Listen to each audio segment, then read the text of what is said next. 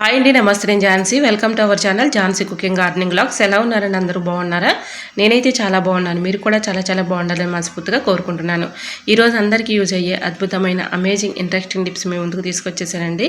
వీడియోని ఎక్కడ కూడా స్కిప్ చేయకుండా చివరి వరకు చూడండి. ఇంకా ఫస్ట్ టిప్ని తెలుసుకుందాం. ఆయిల్ మనం ఏదైనా ఆయిల్లో డీప్ ఫ్రై చేసినప్పుడు ఇలాంటివి నలకలు ఉంటూ ఉంటాయి కదండి. అలానే ఆయిల్లో మనం వేసుకోలేం కదా. ఇలా కర్రీస్లో యూజ్ చేసుకోవాలన్నా ఇలా నలకలు ఉంటాయి కదా, మనకి ఇలా ఏ బుద్ధి కాదు. ఈ విధంగా ట్రై చేయండి, చాలా బాగా వర్క్ అవుతుంది.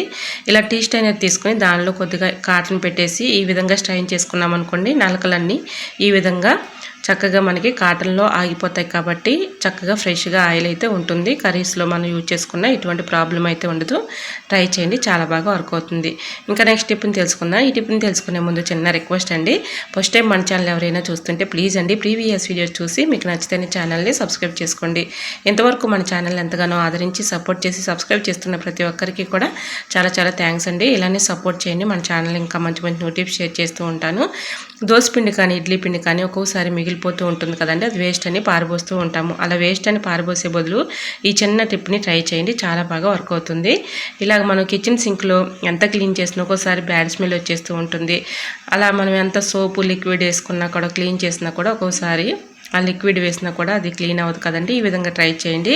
దోస పిండి కానీ ఇడ్లీ పిండి కానీ ఏదైనా ఓకేనండి. ఈ విధంగా కొంచెం పిండి అయితే గరుగ్గా ఉంటుంది కాబట్టి ఇలా స్క్రబ్బర్ పెట్టి మొల్ల ఈ విధంగా పిండి పెట్టేసి చక్కగా ఇలా క్లీన్ చేసామనుకోండి, చక్కగా డస్ట్ కానీ క్రిములు కానీ ఏదైనా మనకి తెలియని బ్యాక్టీరియా కూడా ఉన్నా కూడా ఈ పిండి వేయటం వల్ల ఎటువంటి క్రిములు అనేవి ఉండవండి. అలానే దీని మూలలో ఉన్నటువంటి డస్ట్ కూడా క్లీన్ అయిపోతుంది. ఎటువంటి బ్యాడ్ స్మెల్ కూడా ఉండదు, చక్కగా క్లీన్ అయిపోతుంది. ట్రై చేయండి.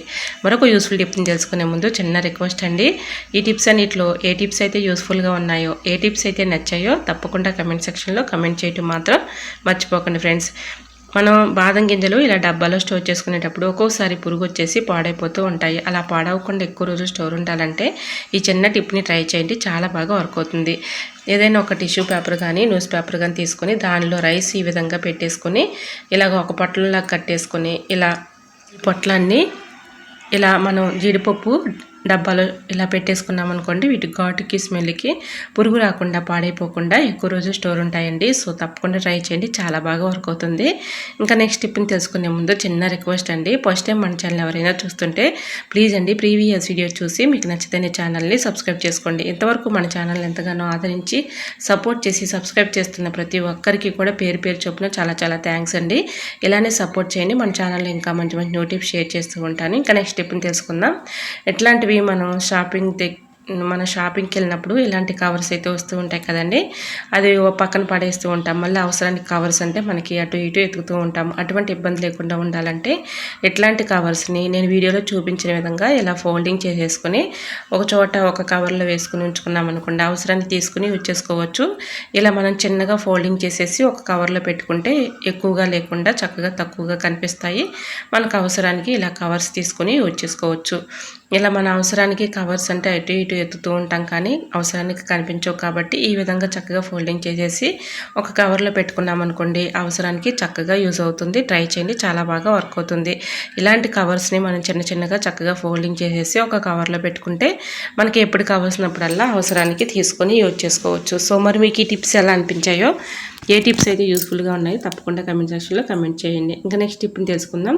స్టిక్కర్స్ మనం ఈ విధంగా ఫేస్కి పెట్టుకున్నప్పుడు ఒక్కోసారి గమ్ము లేక ఊడిపోతూ ఉంటాయి. అటువంటి ఇబ్బంది లేకుండా ఉండాలంటే వేడిగా ఉన్నటువంటి కుక్కర్ పైన స్టిక్కర్స్ పెట్టేసి తర్వాత ఫేస్కి పెట్టుకుంటే ఎక్కువసేపు అలానే ఉంటాయి. ఇంకా నెక్స్ట్ టిప్ని తెలుసుకుందాం. దోశలు కానీ ఇడ్లీ పిండిలో కానీ అదే మనం పప్పు నానపెట్టుకుంటూ ఉంటాం కదండి, దానిలో కొద్దిగా అటుకులు వేసుకుంటే దోశ పిండి కానీ ఇడ్లీ పిండి కానీ చక్కగా వస్తుందండి. చక్కగా మనం దోశలు వేసుకుని ఇడ్లీ వేసుకున్న నెక్స్ట్ డేకి చక్కగా ఉంటుంది, టేస్టీగా ఉంటాయి. ట్రై చేయండి. మరొక యూస్ఫుల్ టిప్ని తెలుసుకుందాం. కుక్కర్లో ఈ చిన్న టిప్ని ట్రై చేశారంటే పైకి పొంగిపోదు, చక్కగా పప్పు కూడా చక్కగా ఉడుకుతుందండి. ట్రై చేయండి. ఇలా నేను మరిగించుకున్నటువంటి హాట్ వాటర్ని ఇలా పప్పులో పోసుకొని దీనిలో మనం అన్నీ కూడా వేసేసుకొని ఉప్పు కారం పసుపు వెజిటేబుల్స్ అన్నీ వేసుకున్న తర్వాత ఒక స్పూను ఈ విధంగా అందులో వేసేసుకొని ఒక స్పూన్ ఆయిల్ కూడా వేసేసుకొని ఒక 5-6 విజిల్లు వచ్చేసిన తర్వాత ఈ విధంగా తీసుకుంటే చక్కగా పప్పు అయితే ఉడుకుతుందండి.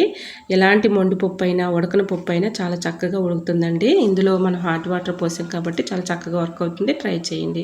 మరొక యూస్ఫుల్ టిప్ని తెలుసుకుందాం. ఇలాగా దోసపెనం పైన చపాతీ పెట్టి చూడండి, మీరే ఆశ్చర్యపోతారు. ఈ టిప్ తెలుసుకునే ముందు చిన్న రిక్వెస్ట్ అండి, మన ఛానల్ ఎవరైనా ఫస్ట్ టైం చూస్తున్నట్లయితే ప్లీజ్ అండి ప్రీవియస్ వీడియో చూసి మీకు నచ్చితేనే ఛానల్ని సబ్స్క్రైబ్ చేసుకోండి. మనం చపాతీ పిండి మనం ఇలాగా చపాతీలు వేసుకుంటూ ఉంటాం కదండి.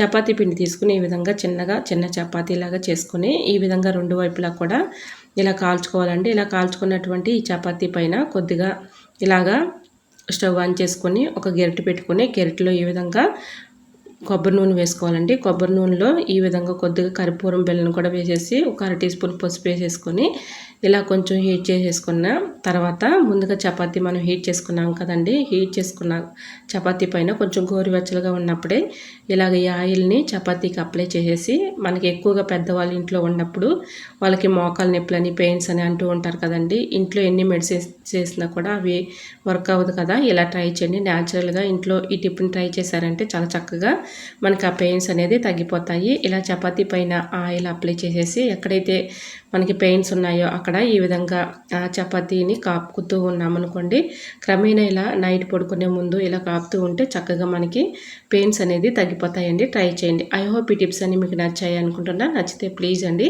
చిన్న లైక్ చేసి మీ ఫ్రెండ్స్ అండ్ రిలేటివ్స్ షేర్ చేయండి. ఓకేనండి, మరికొన్ని టిప్స్తో మళ్ళీ మీ ముందుకు వచ్చేస్తాను. అంతవరకు బాయ్.